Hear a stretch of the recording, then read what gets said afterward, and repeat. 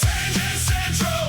You're listening to Tangent Central with Terry Tangent and Vicious Vic. Tangent Central. Tangent Central. On Tech Cat Radio And here Network. we go again. Let it Another fabulous week. Busy week. Oh, yeah. Lots of stuff going on. Terry Tangent here with my brother from another mother, Vic. How are you doing today? Oh man, I'm doing good. I mean, if I'd be doing any better, I probably couldn't stand myself. Well, could be worse, I suppose. Yeah. So before we get into the hot topic for the week, there's some stuff that I was seeing on the news yesterday. Apparently they're getting ready to do something with the beef prices. Have you seen that? I think when I was flipping, I seen that. So a lot of it is going to be, from my understanding of it, a lot of it is going to be imported from different countries. England was a big one that I saw on there. And then that kicked off a whole trade war with Canada. Yeah, I did see that. So the tariffs that we've been charging all these countries, it sounds like, are getting ready to change again for everybody except Canada because, well, they don't want to play ball with Donnie, it sounds like. That's exactly what it sounds like. That's pretty much what that guy said.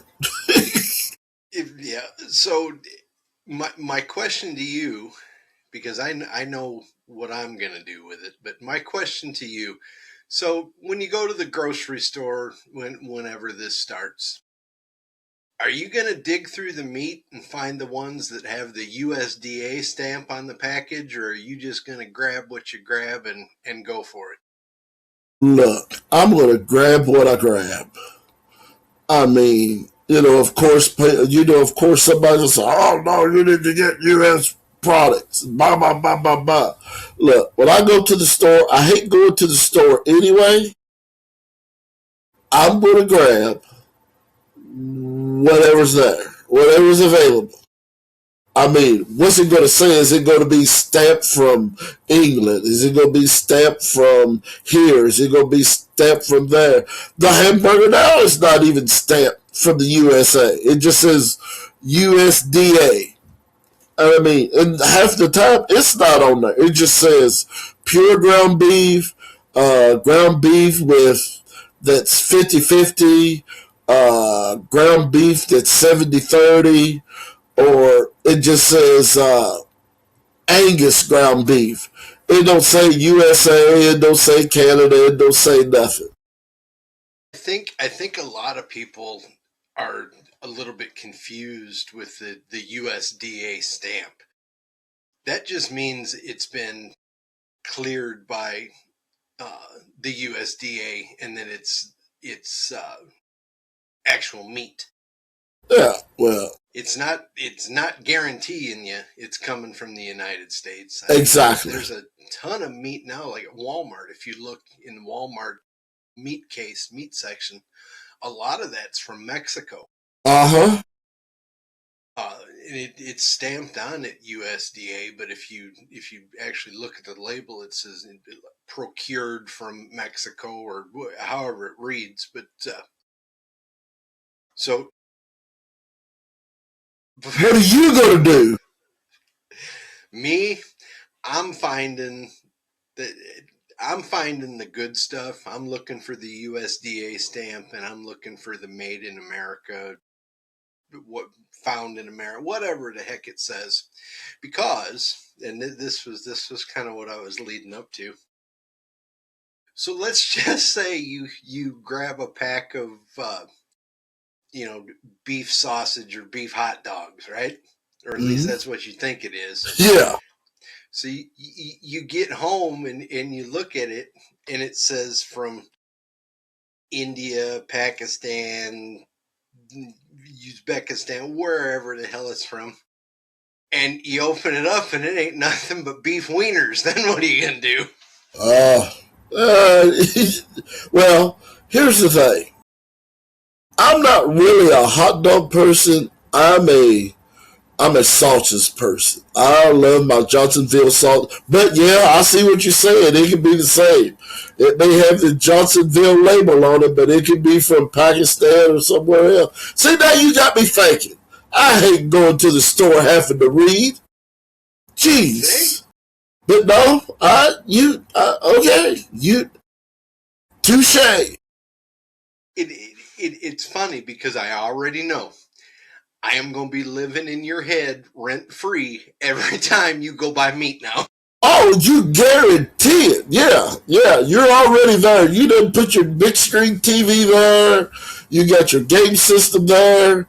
When I go to Walmart, it's going to say, "So, Vic, where do you pick it up?" You better look at the What'd you back. get today? Well, you better look at it. You better read the back. Then I'll be like, damn you, Terry. Quit. Get out of my head. But you're right. I mean, but I hate reading when I go to the store. I just want to go in, grab, and get out. But now you done got me thinking. I'm like, and which we should, because look what happened with the lettuce. People were getting sick off lettuce, and I'm sitting here going, and I had a bag of that lettuce in the refrigerator. It went out. It went out. So I mean, when you're dealing with meat, yeah, I'm gonna have to go with the U.S. If it's stamped USA, I'm gonna have to do it because, like I said, you don't know what these other countries is doing to the meat to sell to us. It's their way of getting back at us. I mean, I know that's a conspiracy, but you don't know what these other countries are doing. You don't No. know you don't know how their processing plants is. I mean, so yeah, uh, you're gonna be in my head rent free, but in all actuality, you're 100% right. We have enough problems here in this country with our food and knowing where it's actually coming from and what's in it. With all the modified uh, meats and all that stuff. That's just one more thing for you to think about. Not necessarily worry about it because you're going to eat it, Yeah, but we're getting to we're starting to get into uncharted waters with everything that's going on, and I was just curious as to your take on how that was going to play out in the vicious Vic household.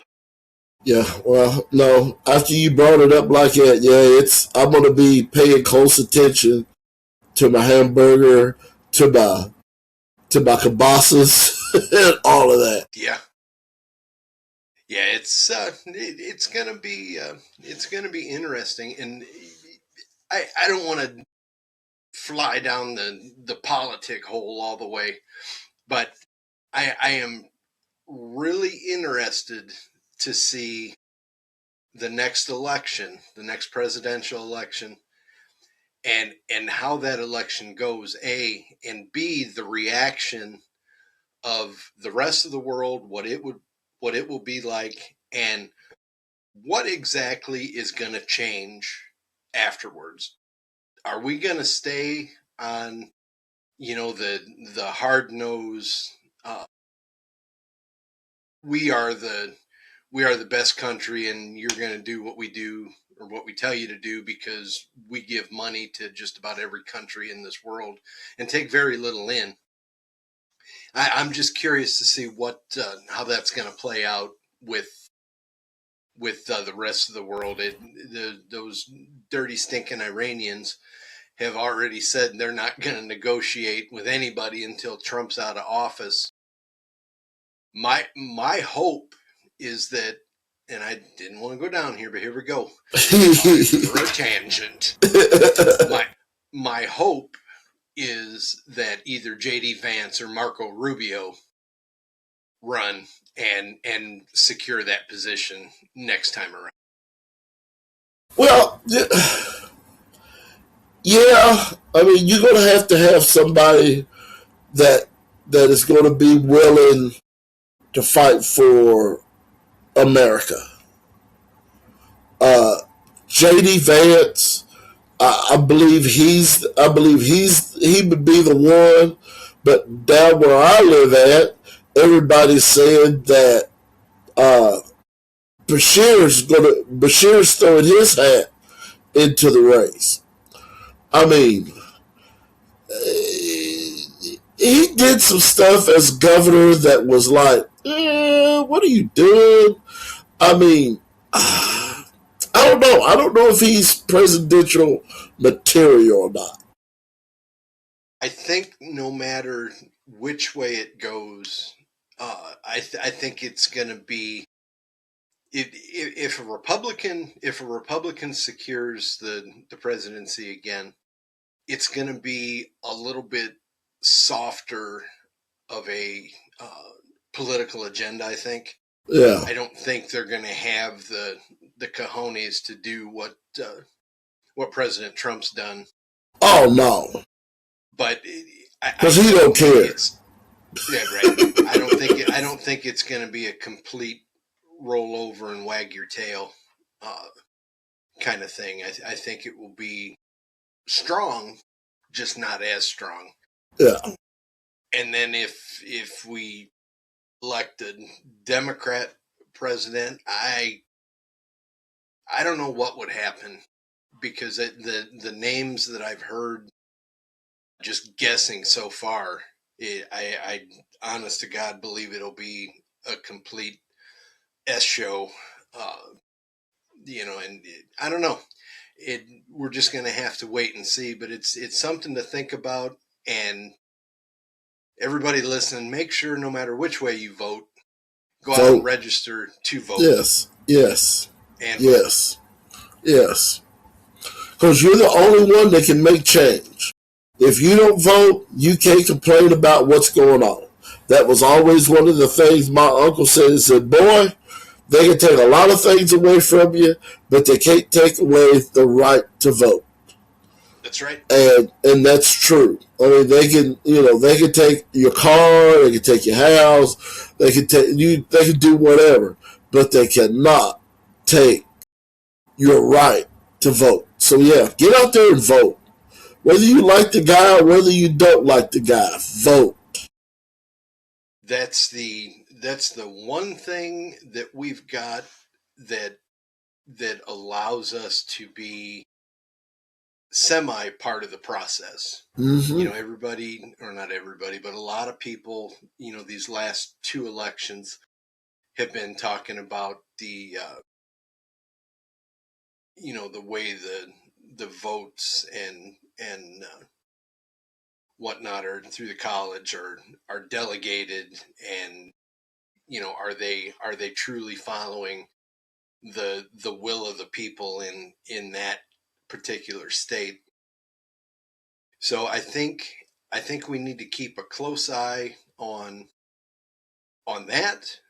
And those folks, I'm not exactly sure how they get appointed to that, but that's something we can look at later. But you need to make sure that whoever's appointed in your state is actually going by the will of the people. Yeah. California almost always, as far as I can remember, has always been a blue state. If all of a sudden California turned red, well, that would tell you something's goofy, something's going on. Oh yeah. And that's the kind of thing. You watch the polls come in on election night, and it'll show 48% for this guy, 46% for that guy, and then the little 13% or whatever to the independents running. And then all of a sudden that state declares the the 42% guy the winner. Yeah. I don't understand how that happens, but I've never so understood how that happened. I mean, the electoral college. I'm like, what happened to the man who got the most votes won? But you got the electoral college. Then you got the most popular vote. Look, this is not Dancing with the Stars. This ain't America's Got Talent.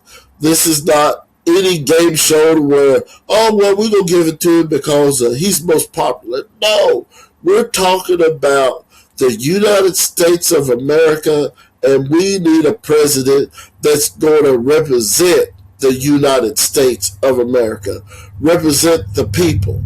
I mean, like I said, I hear this all the time. Well, I voted this way because I didn't want to vote the other way. Well, that's stupid. Then you put the wrong person in. Then you put the wrong person in there. Then you're complaining. Oh, I wish I'd have never voted for him. And blah. You had the choice. You said that you didn't want to vote for this other person, so you voted here. And now you're complaining because I should have went the other way. You should have listened to yourself. You should have went the way that your mind and your heart told you. Vote for this person. Yep. So you ain't got a dog to fight. The folks that say, "Oh, I just got to vote for the lesser of two evils."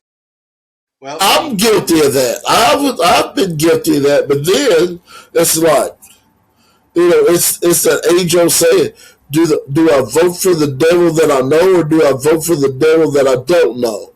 And sometimes you vote for the devil that you know, and then you're like, "What was I thinking?" Right. it's and I've always done it, and I'm sure everybody's done it. But when it comes down to the time to go cast that vote and make your vote, I have always, all right, so this guy wants this, and let's just say the Republican wants X. And then you look at the Democrat side and they want Y. Well, which one makes more sense to me? Which one is the better option for, and you got to look at it two ways, for yourself, yep, and for the nation as a whole. Yeah. Oh, yeah. Yeah. So cheap oil prices. Well, that would be something. Yeah, that's great. I'm 100% behind it. But when they put that up against a stronger military, well, now which way do you go? Yeah. So to me, it's you have to decide not only for your best interest, but what's truly in the best interest of the country and the nation. And I think that's where if a lot of these folks who are hardcore left, even hardcore right, if they would just think about that for a minute, I would be willing to bet quite a few would kind of change their outlook on things. I know people who go into the voting booth and they stamp that one that says straight Democrat ticket or straight Republican ticket. That to me makes no sense, because I can tell you, I generally vote, honest to God, I generally vote Republican. But every election that I vote in, there are some Democrats that I choose. Yep. Because they have a good platform, they have a good base as to what they intend to do, what they want to try to do. There is nobody anywhere who can tell me that punching that straight ticket is what's best for this country. Oh, exactly. Oh, I'm just like you. I vote. My family is diehard Democrat, but if there's Republicans on the other side that I like their platform, I'll do a split ticket. I vote for my Democrats that's got a good platform, and then I got that platform where I got good Republicans on it. I mean, yeah, I've never voted straight. Never. And that's to me, that is the most intelligent thing a person can do. Weigh all those options. Yeah. Don't die by that party line, because that is not healthy for this The country. country. I No. I can't remember, as long as I've been voting, to where my ballot was a straight ticket, because I go through every line. I don't just hit the. I cannot remember one time where I didn't have a bipartisan ticket. Oh, yeah. Yeah. And hell, there may be an independent on there that's running that you liked what he said or she said. You know, vote for that person. They may not win it, but at least you're like, oh, I will give this person a chance because I like the platform that they were on and what they represented and what they said. That's kind of one of the sour topics with me, is because you've got the guy running is an independent, and then it never fails. Every time you hear it, you always hear, oh, well, they're just diluting the actual vote, because there's no way they're going to get enough votes to do anything. And then, while that's taking votes away from the Republican, or that's taking votes away from the Democrat. Well, folks, we are at a point now to where that independent may be the best choice. And you, Exactly. I get so aggravated when I hear people say, "Oh, he's running independent. All he's going to do is dilute the voting pool, and it's going to swing one way or the other because of that." Well, what if it didn't? What if Exactly. what if it carried? What if it carried that vote? I don't know. It's just, to me, people people come up with an excuse every time their party didn't win. Oh, yeah. And I'm not going to go down that rabbit hole this week, but we've seen it over the last 8 years. The way that it goes when who you want to win doesn't win, or vice versa.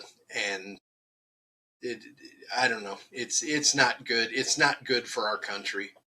It is Here's our country. It's not their country. It's Yeah, our country. exactly. Here's something else. And we talk about this at the gym. You know,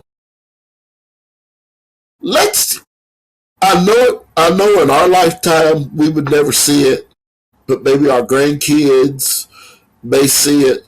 What happened? When are we going to get an everyday Joe that has got his head straight, that pays attention to what's going on into the world, and he puts his name on the ballot and he runs like Joe the plumber or Billy the carpenter, working class men?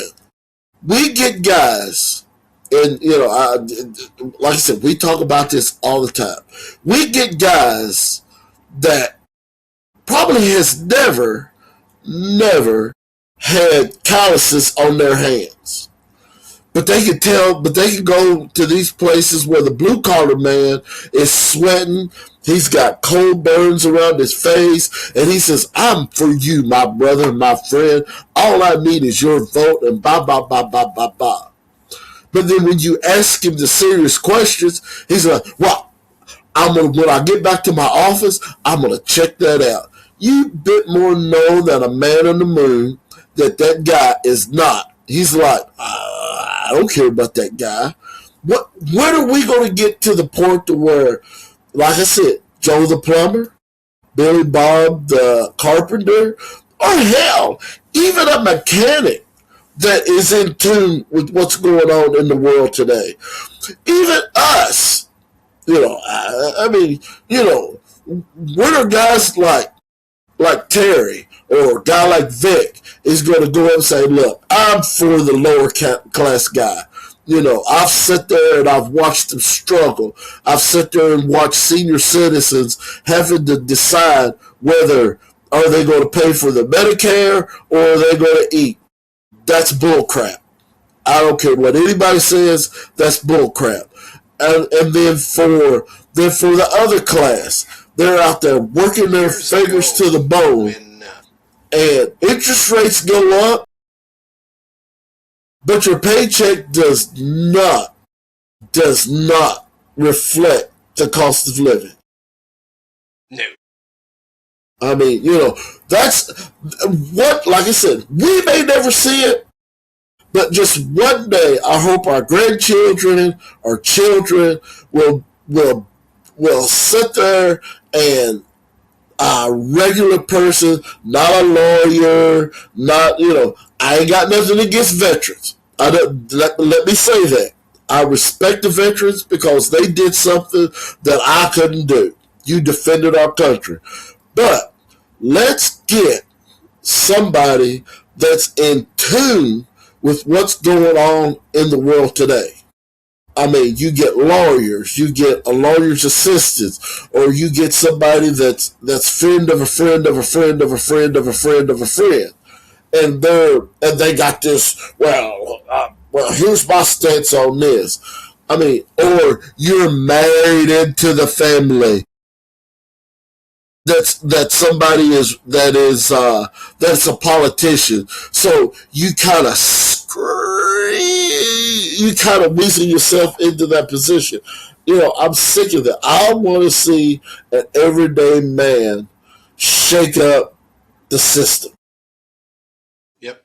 Yep, and that's what, honestly, that's what needs to happen, because we're so far down the rat race tunnel. Yeah. It seems everybody knows what's better for the next guy. Yeah. Than that person. Years ago, when I was up north part of the county, a dear friend of mine was a politician, and he was a county councilman and all kinds of. He was a politician. He owned a business up there, and I did some work for him, and it got to be the year before elections, and I said, Bob, I said, I think I may just throw my hat in this time. Because I'm interested in it, and I want to do things for this county, and it was a county level election. Yeah. And Bob said, hey, great, we'd love to have you be a part of our party. And I said, well, how do you know you want me to be a part of your party already? You don't know what my beliefs are, what I'm thinking. And he says, oh, well, you'd almost have to go with our party, because we're the party that always wins here. Yeah. And I said, okay. I said, well, we'll see about that. We'll see what we do. And a couple of days went by and whatnot, and I had done some talking to some other people, and I went up to the county courthouse, which is where you pick up your papers and all that stuff you got to fill out. And I was sitting at my desk at his shop where I was working at, and I was filling that stuff. I was filling the papers out and everything. And he said, hey, I need to talk to you a minute. I said, okay. And he says to me, he says, you're going to have to kind of stifle some of your comments sometimes and not be so. And I said, what? And he said, yeah. He said, you can't really be as outspoken on certain things as you are. I picked those papers up and I threw them in the trash can that was sitting right there.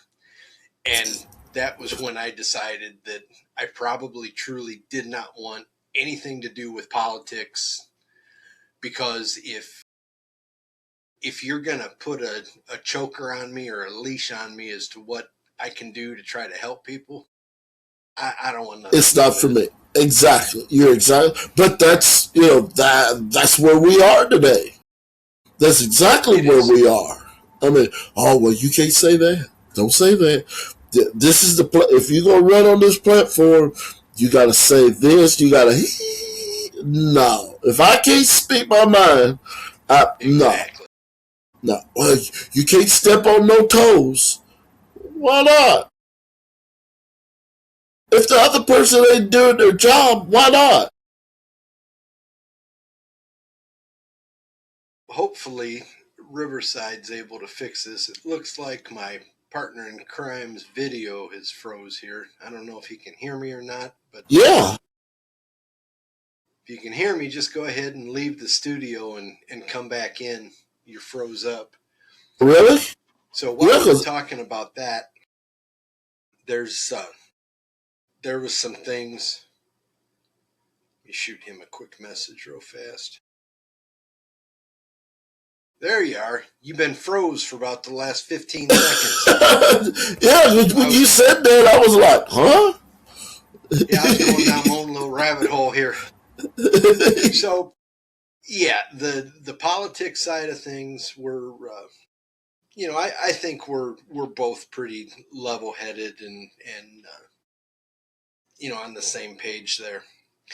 But something I can tell you that I know we're not going to be on the same page about is kind of where we ended our show. Oh my week. God, here we go. Now, I am going to say this before we now you froze up down this rabbit hole in this tangent. Well, he froze up. He said I froze up. I just want now you to he know froze up. That the what's going on here? Here by me are only my opinions. They are not. We're both freezing up. Or anybody else's. They are only my opinions. Vic will interject Hold on. opinion. Wait a minute. What's the matter? I've got some. Yeah, you froze up and then I froze up. All right, here we go. Are you there? Yeah, you froze up and then you. Oh, okay. All right. Okay, I'm ready. This is the miracles of modern day broadcasting. And folks, I promise you, whatever is going on with the video, the audio, you're going to see it because we are 100% real. I don't sit here and edit a bunch of stuff out. Why? Because it's real life. This is what happens. Exactly. You can watch all the polished, shined up podcasts and shows you want, but we're going to give it to you 100% real. So, as I was saying, keep it at 100. That's it. So, as I was saying before I froze up, or he froze up, somebody froze up, these are my opinions only. They are not Vic's opinions. Vic will express his opinion when he wants to. By no means am I going to force him to comment on anything that I'm going to bring up, that I'm going to say, because this is 100% me. So, let's try that. Oh my goodness. What'd you do? All right. This is horrible. What are you doing over there? Make it turn off. Oh boy. Ladies and gentlemen, you getting this live. Live. Yeah. No filters. Yeah, I'm not real sure how to fix this. What's going on? There we go. My stupid soundboard here apparently decided it liked it when I sounded like the devil and left it there. All right. So, here we go. Down this rabbit hole. Folks, this is going to turn into probably one of the greatest tangents you're going to hear this week. I guarantee it. So, last week, as we were closing out, Vic started talking about AJ Styles' son. Avery Styles. Yeah. Who is in process of breaking into professional wrestling, and he's working the indies right now, right? Huh? So what we kind of left it on was, in my opinion, the special treatment this kid's getting because his dad was a superstar. Doesn't have to set up the ring, doesn't have to sell tickets, doesn't have to this, doesn't have to that. Why? Because his dad is a name. Now, this is, again, my opinion. All right? If you truly love the sport of professional wrestling and you want to make a career out of it, you got to pay your dues. Not your daddy paying your dues for you. You got to pay your own dues. You will get a lot more respect down the road paying your dues than you would dropping your dad's name everywhere you're going to get on that card. Now, I did some research and I found a video. I'm not going to play it here because we'll get a copyright strike, but I'm going to talk about it and then I'm going to let you say your piece. So, this Avery gets booked in his first professional match, right? Wouldn't you know that the referee of that match was his dad? My opinion, they brought his dad in to sell tickets to make it look like this kid was over. He did all his dad's moves. The entrance was very, very similar. You got to pay those dues. Vic, what do you got? I know you got something to say. So, go ahead, and I'll sit here and listen like you did for me. Okay. I know the show that you're talking about. That was his very first debut. Yes, AJ was the referee of that match. Yes, I'm sure that they booked it that way to put asses in the seats. Do I agree with it? No, I don't agree with it. If your son's going to do this, he needs to do it on his own. He's already going to face an uphill challenge because of his last name, Styles. He's already going to face. People's going to be jealous of him. They're going to be jealous of him because of his pedigree. Now, my thing is, a lot of the guys are mad because that they're not getting the rub off of him. They're thinking because he's at their show, he should, they should get the rub off of him. It don't work that way. And I'm sure they've asked him, hey brother, will you watch my match so you can send it to your dad so he can critique it? That's not his job. He's there to hone his skills. He's there to work. He's not there to watch your match and, tell his dad to watch it. That's not what he's there for. Now, yes, after I had my tangent the last show, yeah, he should pay his dues. After we talked, I got to thinking about it. Yeah, he's got to pay his dues. It's only right. But once again, if the promoter books him, they're booking him because people are going to buy tickets to see the son of AJ Styles. So the promoters are a pimp and they're whoring him out because He's doing shows that probably don't even draw a couple hundred people. You put Avery Styles on the card, on the marquee, you're going to sell another 100 tickets. But now, are they going to sell those tickets because the marquee says Avery Styles, or are they going to sell those tickets because his dad might show up? They're going to sell those tickets because just they're thinking that AJ's going to show up. And when he don't, that's when everybody gets butthurt. Look, I had a kid contact me because I'm running a show here in Kentucky, and he asked me, he said, "You know what my dream match is?" I'm like, "Oh my God, really? You gonna hit me with the dream match scenario?" He said,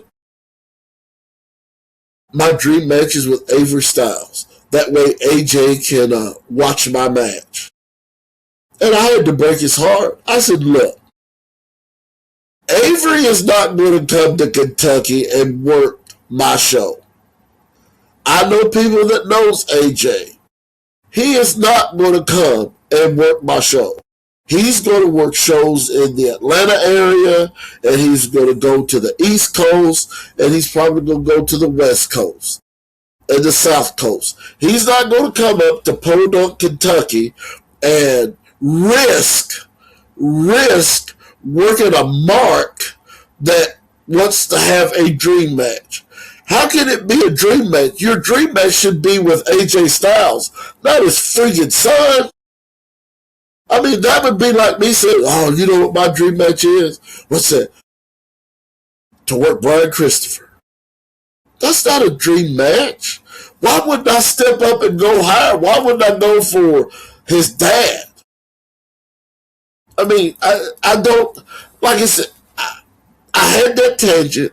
Yes, he should pay his dues, but you also don't know what kind of stipulations the promoter put on it. You don't have to set the ring up. We're going to put you up in a hotel. We're going to come and get you at will call time.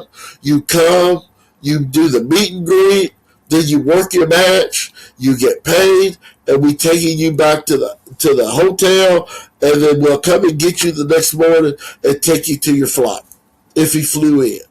So he's going to get unnecessary heat. He's going to get it.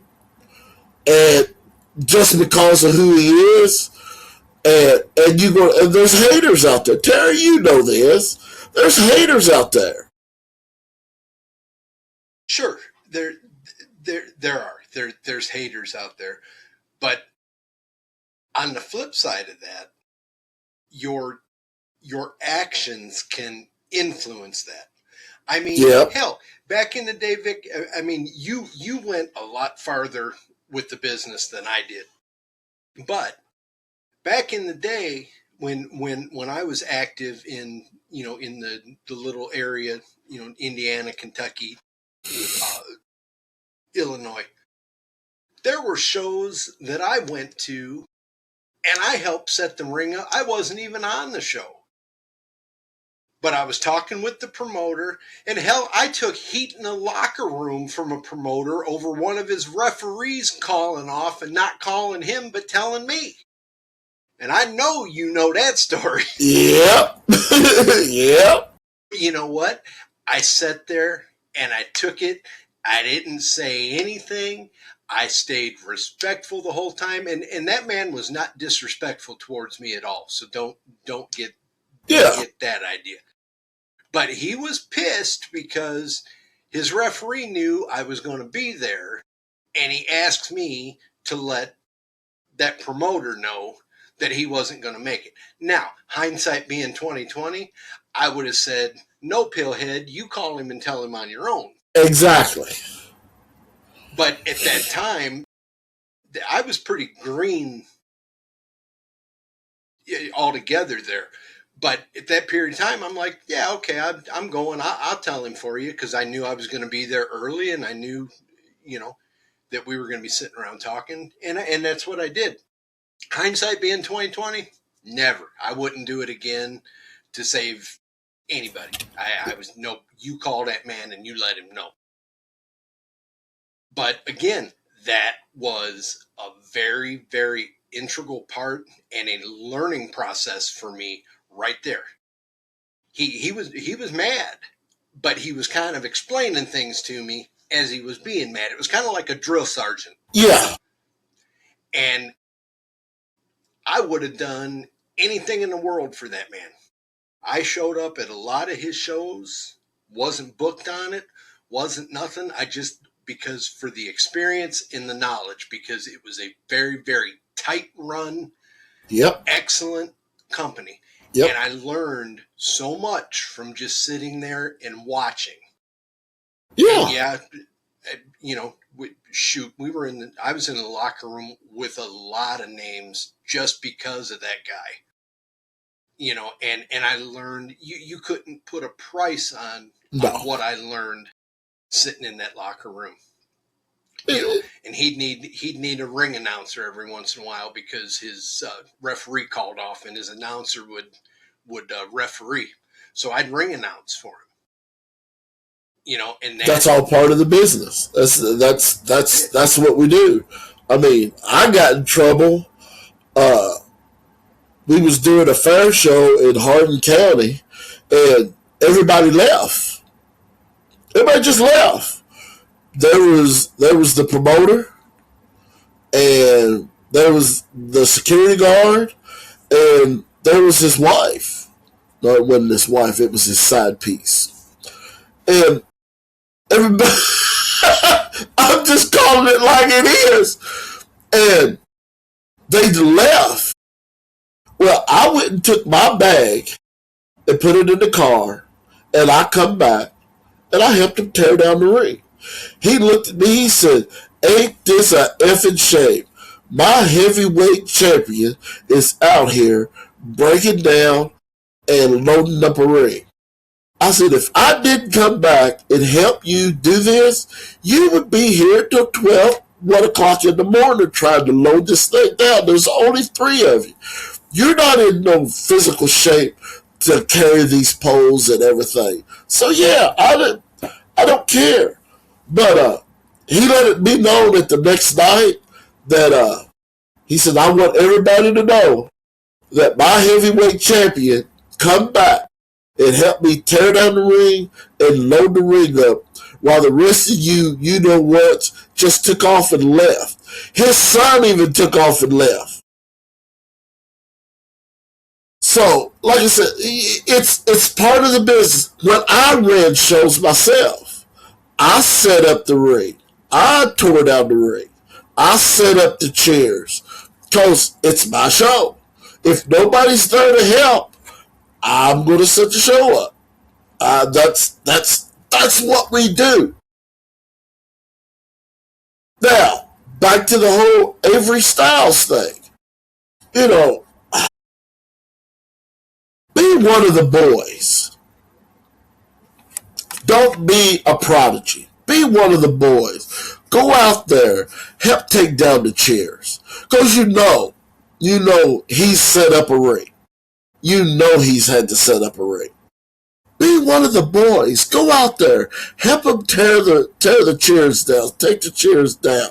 If you don't want to help tear down the ring, help with other things. Just don't be that prodigy or that guy that has the big head. I've never met the guy, the young man, but if he thinks that his woes is now, it's just beginning. Wait till he takes somebody's job. Wait till he takes wait till he takes somebody's job that's been there for years and has got more experience because he's AJ Styles' son. That's only going to carry you So so far, far. Because if you're not one of the boys, then you're just an outsider. yeah, Now I can tell you every locker room I have ever been in, as soon as you walk through that door, and you're in You there. shake everybody's You're hand. shaking hands. Yep. You are greeting everybody, whether it's me, whether it was, God rest his soul, Tracy Smothers, Yep. Rob Conway. We've been in locker rooms with Yep. those guys.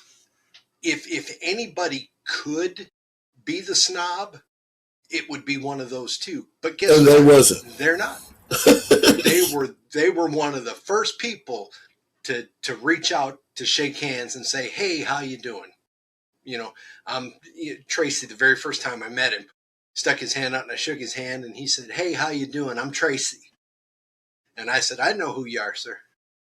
You know, same thing with Rob Conway. It's just you either are or you're not, and I don't care if it's backwoods, lost in the woods, Kentucky. Woo! You know what I'm talking about? Yeah, buddy. Wow. We shook hands. Everybody there. There were people there that I'd never heard of and I'd never seen again. But guess what? They were still there. They were putting the effort forth, and they get the respect. You shake hands. You introduce yourself. You shake hands. Even if you've met that person 50 times, You still walk up and shake that hand. Yeah, that's it. I mean, there's guys that I may not have seen in a couple years. Take a Ricky Morton. If there's Ricky Morton's in the locker room, hey Ricky, how you doing? Oh brother, let me tell you a joke. And it's that's just what you do. I mean, that's what I was taught. That's what you was taught. You've got to be part of the boys. If you're not part of the boys, you will not last in this business. I don't care who your dad is. I mean, I don't care who your dad is. You have got to earn the respect of your peers. Yeah, a lot of the guys on the shows that he's working on, they can't work. But you can't sit there and tell them, you're the drizzling shits. You can't tell them that. Only thing that you can do is say, tighten up on this, do this a little bit, da da da da da. That way then the heat will come off of you and be like, okay, now I get it. That's the thing. He's got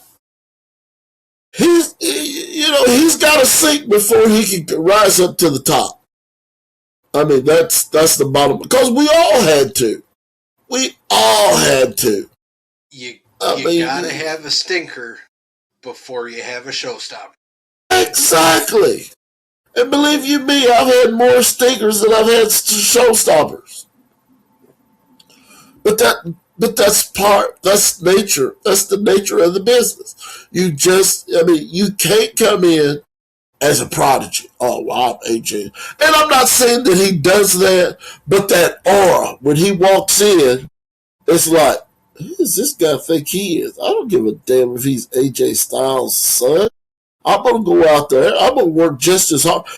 To me,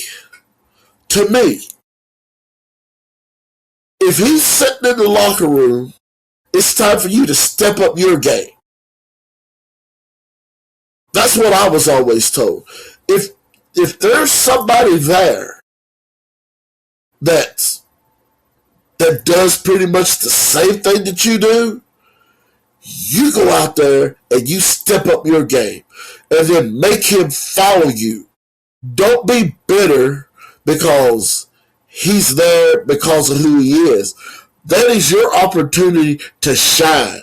That is your opportunity to show, something. You may be, you're only here for one show. I'm here every month or every other week. You have to put in that effort to work your ass off. Don't worry about what he's going to do. No, and the real professional, the real worker out of the bunch, knows the difference between stepping your game up and being a showboat. There is nothing that I hated to see more than And it didn't happen often because those guys were usually put in with top names when they came. But every once in a while, you'd get a name that had come to a card, and they'd put him in with Mister Up and Comer, and that kid would do nothing but showboat the whole time, to where I just wanted to go out and grab him and throw him out of the ring and just stop the match. Exactly. Because if you're gonna be a jackass in front of somebody who has paid their dues and made it, you're in the wrong business. Yep. You are completely in the wrong business. And there's guys that we, and I'm sure you have too, that we've met down the road, whatever, that have made it, that are just inconsolable jackasses. Mm-hmm. And okay, fine. I'm getting what I'm paying for here, because they're going to go out there and they're going to work. Yeah, their personality sucks. Yeah, they think they're better than everybody else, but they're still going to go out there and do their job. There is no concern about that at all. So I can put up with it once you've earned that spot. But again, there are very few people that I've come across that are like that. There's some, but it's like that no matter where you go, right? Funny story. I was in Irvine, Kentucky, way down in Kentucky.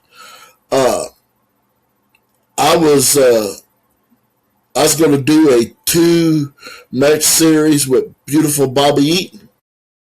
I was like, oh my gosh. I've worked Tracy, I've worked Ricky, I've worked other names. This is beautiful Bobby Eaton. And he come up to me. I went up to him. I said, hey, sir, it's me and you tonight. He said, you ain't got to call me sir. I'm Bobby. I'm one of the boys. And he said, get dressed and we'll see what the promoter wants. I said, oh, okay, cool. So Joe Rogers was the promoter. He says, look, I ain't going to tell beautiful Bobby what he wants to do. Y'all figure it out. So he comes over to where I was sitting at. He pulls up a chair and says, all right, Vic, normally a name like this says, all right, kid, what do you want to do? He said, all right, Vic, what do you want to do? I said, I ain't calling nothing. Whatever you want to do, I'll follow your lead. He said, is there anything that you would like? I said, well, I would like the Alabama Jam. He looked at me and said, nope. The Alabama Jam is closed. and he said, and he laughed, and I laughed with him. He said, we're coming back in 3 weeks, so we'll just do something, and we'll just go from there. And I had this arrogant manager, and he was taken away from the match, and Bobby got so peeved. He said, let him do it one more time and I'm going to take him out. I'm like, so he gives me a bump and I roll out and I tell him, I said, dude, you're taken away from the match. Stay in one spot. If not, Bobby's going to take you out. Well, he didn't listen. And next thing you know, Bobby gave me a neck breaker. He said, stay there. I said, okay. He went out there and he gave that manager one of the stiffest kicks to the face that I ever seen. And he rolled back in. He says, all right, let's go into our finish. I'm like,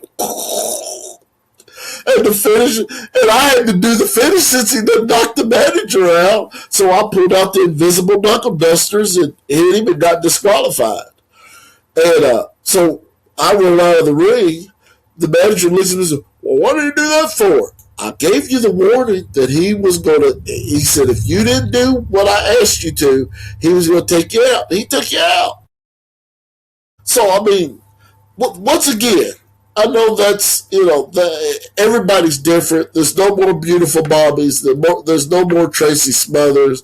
There's no more Jimmy Valiants that you can set and learn under. But be one of the boys. You've got to. I don't care. Forget that your last name is Styles. I know it's hard. Be one of the boys. You've got to be one of the boys. That's the only way that you're going to get accepted into this business. I mean, yeah, AJ Styles is a big name, but think about all the other guys whose families laid the pathway to him. They didn't get it easy. Look at the Samoans. Do you think Roman had it easy? They was about ready to fire Roman because he sucked. The Usos. Do you think they had it easy? No. Look at David Flair. Just because that he was Ric Flair's son didn't mean that he was going to be as great as Ric Flair. Charlotte, God love her, she's not her dad. And I mean, that list goes on and on and on and on. You have got to be level-headed in the business of professional wrestling, because you may be up and next minute you're down. They always said, be nice to the people going up, because when you start to decline, those same people that you poo-pooed on are the same people that's going to look you in the eye and say, we knew you was going to be a bust. Yep. We knew you was going to be a bust. You was living off your dad's name, or you was living off this. You was doing this. You was doing that. Those very same people are the ones that you got to put your head down and say, I should have been one of the boys. And I'm surprised AJ ain't told him that. I mean, you would think he knows how this business is. You have got to be one of the boys. You just can't be AJ's son. You can't be Avery Styles, the son of AJ Styles. You have got to be your own person. Well, and let's hope that's coming. Maybe Dad was just trying to get him set up and get his foot in the right way with the right people, and maybe moving forward he's going to take the back seat and actually be retired and not show up to put his kid over and let his kid earn it. I don't know. It's one of those things. There have been 50 other Avery Styles. When you go through the business, I mean, you cut off a couple. David Flair, Charlotte.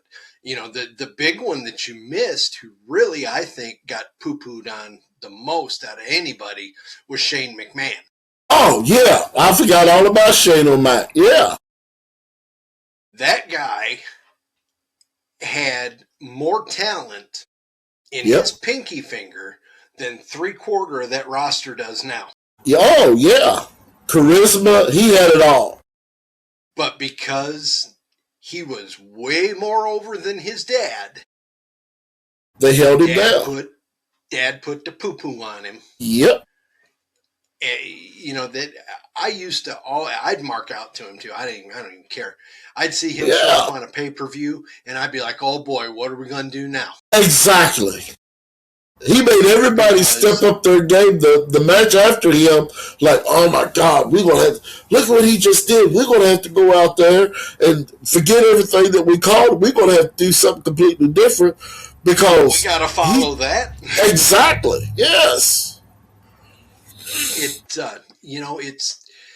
It's a pretty fickle business when you make it to the top like that. And I don't even know if I'd consider WWE the top anymore, but no, it's still out there as the top. But that's where everybody wants to go. I mean, you got AEW. I mean, I'm not going. That's a whole nother tangent in itself. You got TNA, but everybody's goal is to get on WWE TV, because one, you get all the exposure. Two, all the movie deals is going to come your way. I just seen where Rhea Ripley is going to star in, I think, the final chapter of Terrifier. So all the movie scripts are headed to WWE. They're not heading to AEW.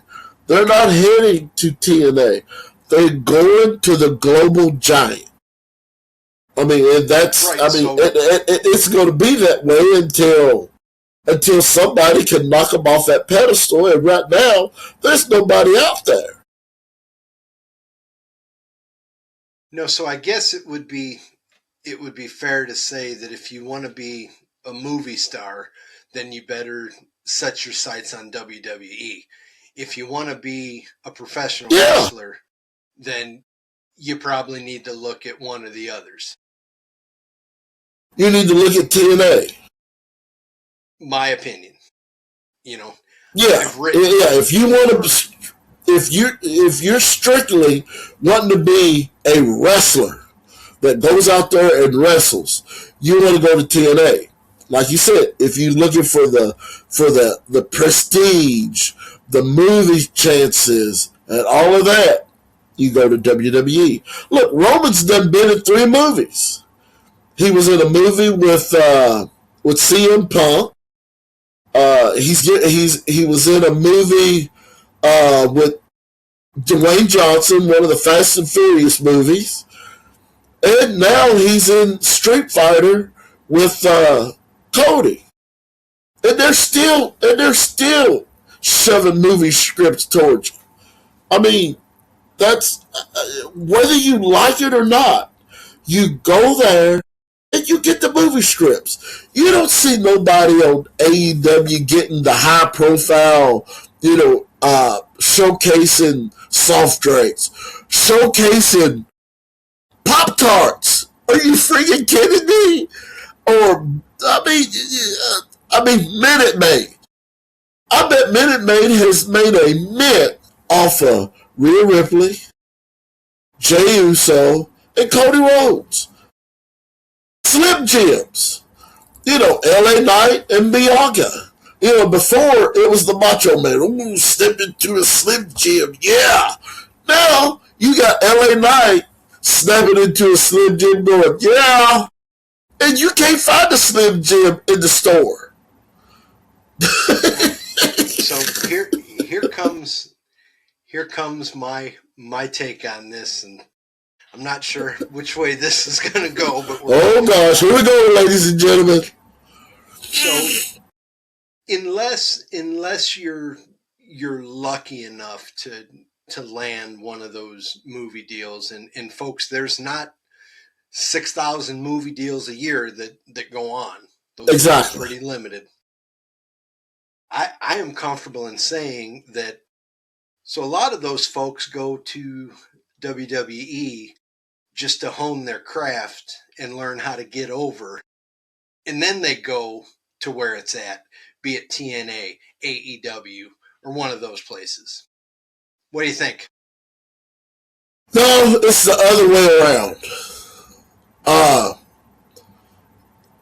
For instance, okay, here's the prime example. 2 prime examples. Matt Cardona. He was over in WWE, but they wouldn't use him.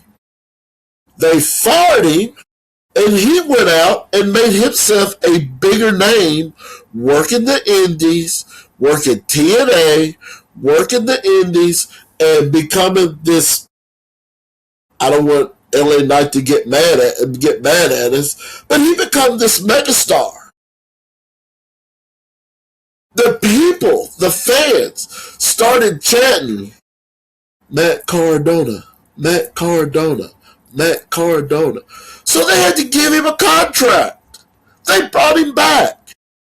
They're still not using him, but he's over with the fans. Because why?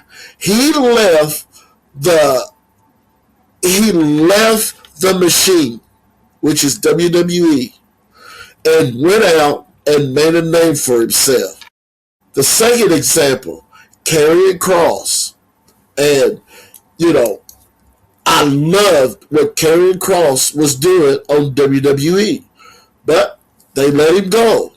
He went to Major League Wrestling, MLW, and he is a freaking star.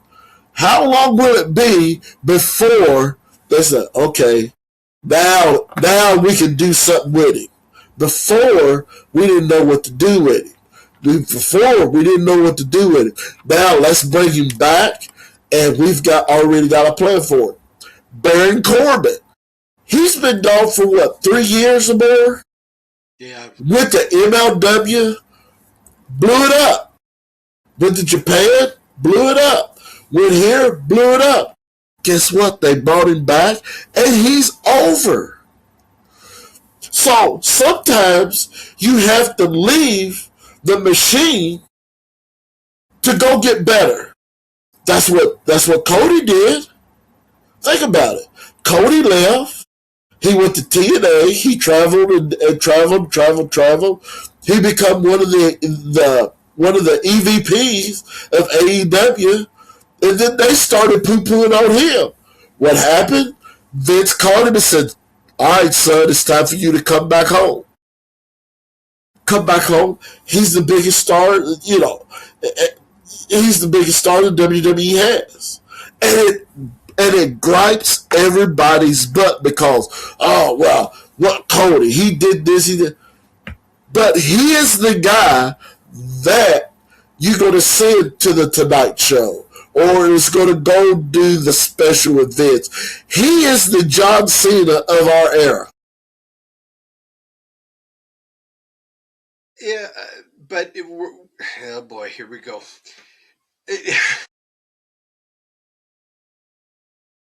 But a lot of that, I attribute to his last name and who his dad was. See, I'm going to argue that point. But go ahead. When Dusty was alive and still doing his thing, it was Dustin getting the rub, getting the big push. Yes. I mean, who else have you seen all painted up in gold and lisping and everything else make it as big as he did with that Gold Dust character? Yeah. Right? And then what the hell did they come up with Cody, right? Silver... Stardust. Stardust. Yeah, Stardust. Yeah.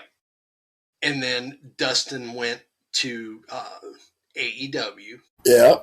As kind of a brawler style gimmick kind of thing. Uh-huh. Well, then next thing you know, Cody's back on WWE TV, and he's throwing more haymakers than you've seen him throw his entire career in 2 nights. Yep.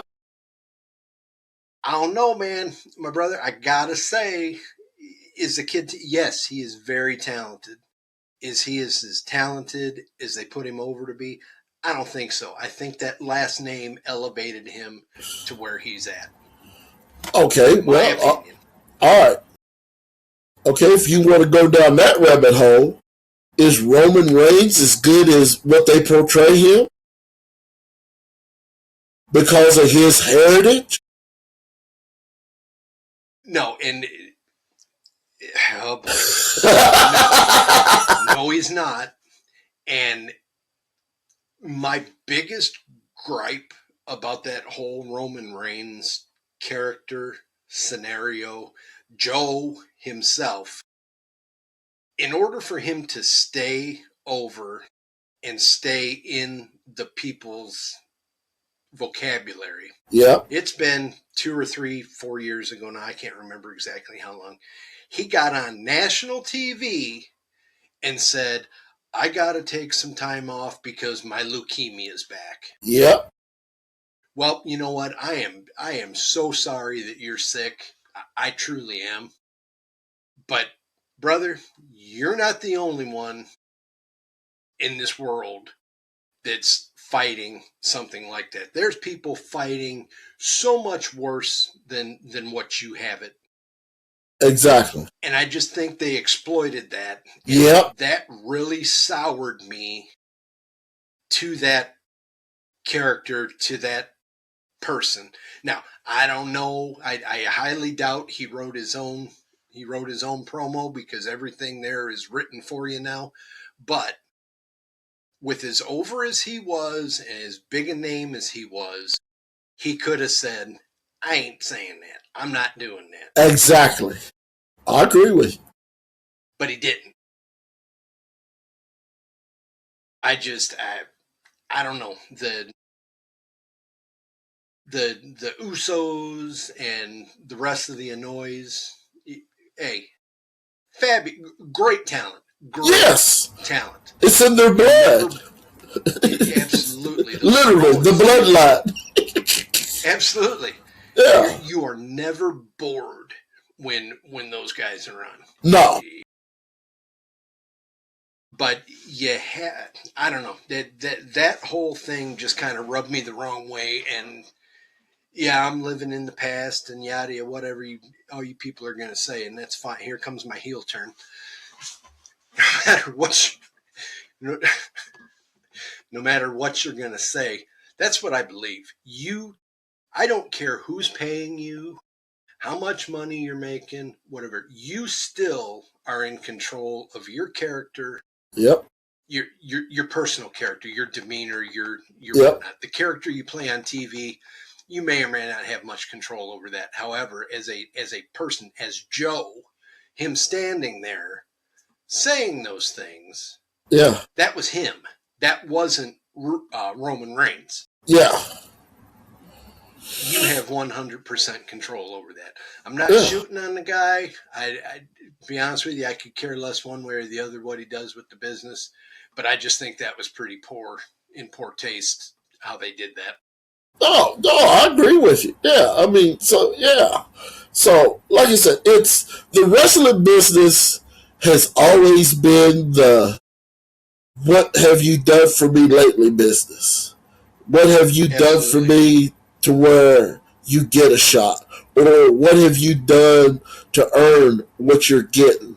And I mean, and I'm not just talking about WWE. I'm not talking about AEW. I'm not talking about TNA. I'm talking about the indies also.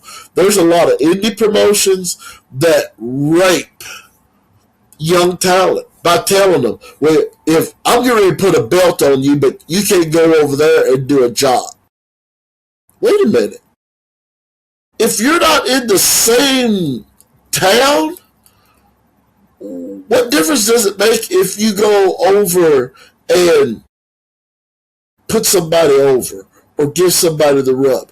That was always one of the rules Danny said. If you work in a town that we're going to be running within the next month or so, do not do nothing to make yourself look stupid because you're my draw. And I would always go in and tell the promoter, look, out of respect, what do you got in mind? Well, I was thinking about you doing da da da da da. I said, all right, here, what about if we do this? Because I'm Danny's champion and we're going to be running, 2 months, close to this area. So what about if I'll give the guy a good match. I'll let him do all of his stuff. But in the end, I'm going to get disqualified. If the promoter is a real promoter, he'll be like, that's great, Vic, just do that. Now, you got some promoters out there now that dangles a belt in front of people. Well, if you do this, screw you. Pay me. That's all I want. Pay me. I don't give a damn about no belt. That just means I have to stay longer. Here's going back. Let's start from the beginning of your tangent there. Let's start. All right. So they don't want you. They don't want you to go someplace that they're running. Yeah. Or someplace that they could run. Yeah. Okay. Well, folks, newsflash for you. It's called independent for a reason. Thank you.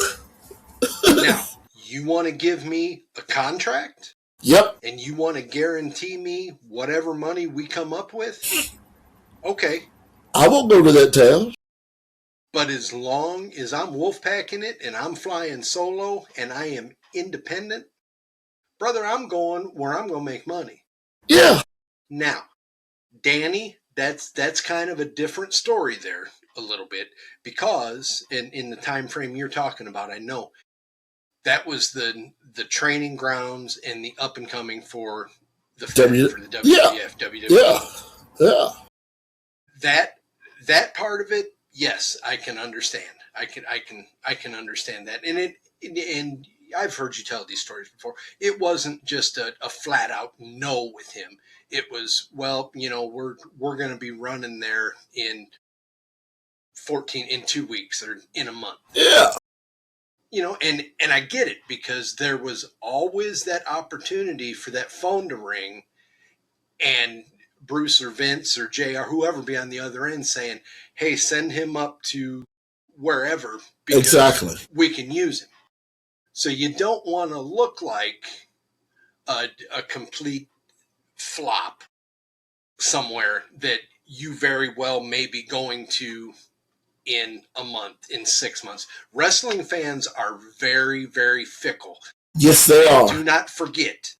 They do not forget. If they seen if they seen you in Indianapolis getting squashed by Joe the Midget, and then the next night you're in Minneapolis for AEW fighting whoever their TV champ or whatever the heck they got going on over there is, well, folks are going to know that, and they're going to remember that, and they're going to be like, there ain't no way this guy carried that. Exactly. So I see that point of it from Danny's point of view, the old OVW, and I think everybody that worked there probably understood that as well, because that was probably one of the main reasons they were there.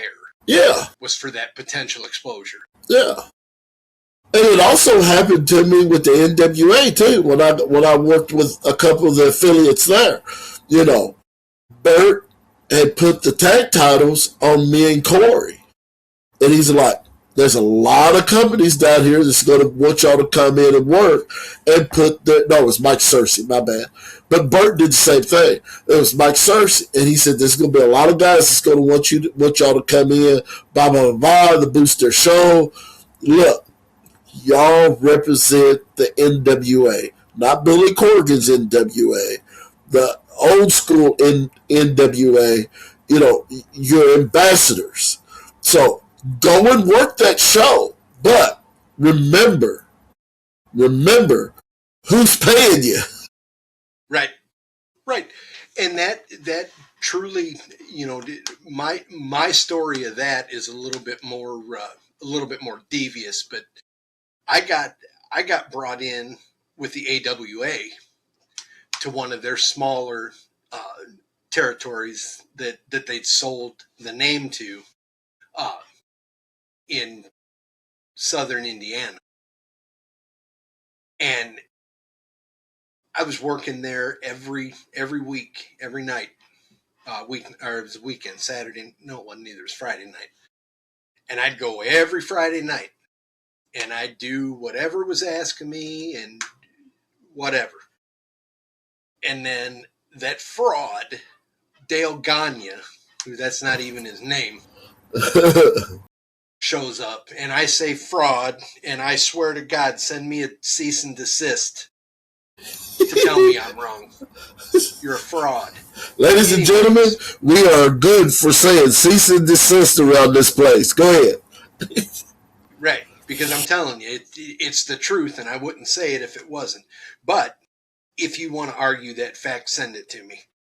Anyhow, that fraud shows up and says, "Oh yeah, we've been seeing this and we've been seeing that, and you keep helping get this off the ground here, and then we're gonna move on to bigger things." Okay, and I'm like, all right, that's cool. It's a recognizable three initials. AWA. AWA. So I keep going. Things are getting better. We went from a house of, I don't know, 50 to 75 to, I don't know, it was 150, 200. And then all of a sudden, the folks that were part of the program stopped showing up on time and started showing up 10 minutes before uh, 10 minutes before bell, 10 minutes before the main event. Wow. And the promoter there was just as big a weasel and scumbag as Dale Gagne is. Yeah. And that's being nice just because I don't want to get flagged. All of a sudden, oh, we're having money problems. We're having money problems. I said, what are we having money problems with? I said, this place is fuller than it's ever been. I said, you sure as hell haven't spent money on a ring or lights or recording, PA. What do you mean? Oh, well, there's some things going on and blah, blah, blah. I said, all right. I said, you can catch me next week and make up for it. Ooh. Bum, bum, bum, bum. So the next week I showed up. Oh, yeah, it's great. Everything's good. Well, it got time at the end of the night when you get your paycheck. And I noticed that little weasel rat running around pretty quickly. Weasel rat. And he went to his main event guy, did not go see that opponent, and he went to his big fat ass tag team champs, and then out the front door he went. Oh. And I'm like, oh, well, hold on here just a minute. And I took off after him because now you owe me 2 weeks. Well, I almost got run over in the parking lot by him trying to get out of there. So I said, okay. Now I'm still at this point trying to remain semi-professional. So I got a hold of one of the other guys that I knew very well that worked there, and I said, hey, this is what's going on. I'm going to call Dale tomorrow, and we're going to figure this out. All right, brother, you call him, and we're behind you. Yeah, way behind. So the phone number that Dale Gagne spread all over the United States, when you call it, you got doo. We're sorry, the number you're calling is not in service at this time. Okay, so every once in a while somebody forgets to pay their phone bill. I understand. I'll call tomorrow, it'll be back on. That phone number still ain't on. And that was after. This all happened about 3 weeks before Greg Gagne and the rest of the family hauled that sorry son of a gun into court. Ooh. Over illegally using their name.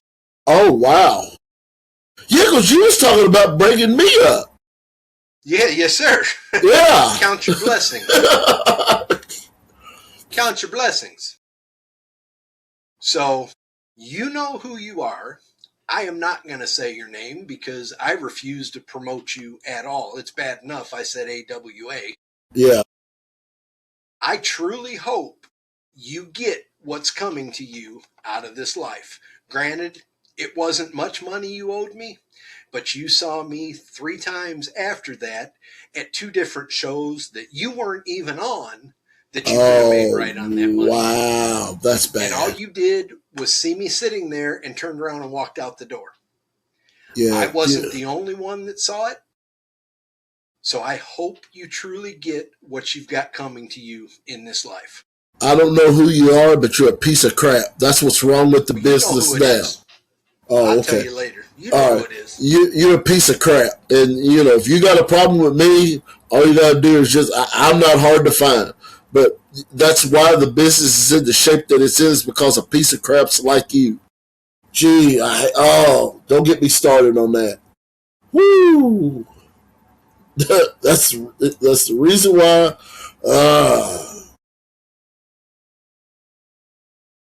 So, anyways, yeah, we'll leave it there with that. Professional wrestling, folks, is what you make of it. Yep. but you do not trust anybody but yourself there. Oh, exactly. Be kind, be nice, be professional. But at the end of the day, you are the only one you can trust there. Yep. You will form friendships. Absolutely you will. And 90% of those are real friendships. Yep. But protect yourself and watch out for yourself, because That's right. I have 3 people that are in that business, you being one of them, that I know it doesn't matter, will have my back and watch all day, every day. Now that's out of the thousands of people that I've rubbed elbows with in that business. 3 Yeah. people. I got 3, and you're one of them. I mean, really. I mean, it's always it's. Who was it that told me? Oh, it was Tracy. He said, "Vic, in this business, you'll be able to count your friends on one hand. Now, you'll have those friends, but then you'll have a slew of acquaintances. Those acquaintances, those are the ones that will stab you in the back at the blink of an eye. And I've got a lot of acquaintances. Yep. A lot. Everybody. And I don't trust them as far as I can throw them. Nope. Everybody you meet is not your friend. No. Especially in the wrestling business. That is a jagged, bitter pill that a lot of folks have had to swallow over the course of time. But you just hope that you learn from that, and you continue to carry yourself as you withhold your morals, your scruples, and you kind of hope for the best. Before we close, you're like this. I was working for this one company, and the promoter come up to me at the end of a show and says, "You know something? We don't know nothing about you." What do you mean? Well, we don't know where you live, or you don't need to know that. Well, what if we need to get in touch with you? You got my phone number. Well, what if we need to come? No, you don't need to come to where I live. There's a reason why I call it the Bat Cave, because nobody knows where I live at, and that's where it's going to stay. Absolutely. Well, are you married? I said, "Do you see a wedding band on my hand?" "No, I'm not married." Why is this important? You're paying me to come and entertain your fans. You're not paying. I'm not here to ask 50 questions about what I do when I'm not in the ring. It's none of your business. I don't ask you what you do. So what makes you think that you have the right to ask me, well, I'd like to know more about you? Well, people in hell like ice water, but they ain't getting it. I mean, why would you ask somebody, what can you tell me about yourself? Oh, I've already got the job, so I ain't sitting there doing no interview now. You of all people, I've said it, and you of all people can definitely say it when you're around a wrestling deal. I've said it to several people. Listen, I've been doing this a long time, and I'll be damned if I'm going to take an interview right now. Interview. I didn't call you. You called me. You begged me to come.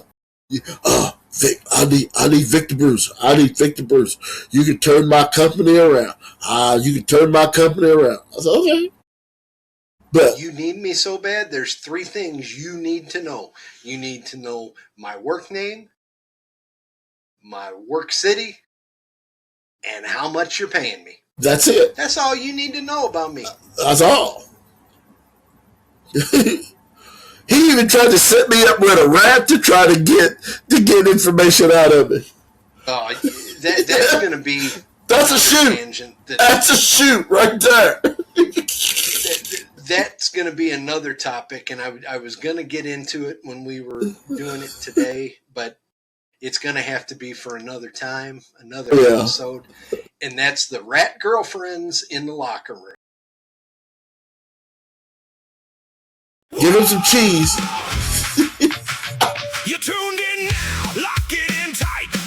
Folks, thanks for listening to this episode of Tangent Central. TangentTroops@gmail.com is our email address. Shoot us a line. Still looking for a social media manager. Other than that, everybody have a great rest of the week. We'll talk to you soon. All right. Peace.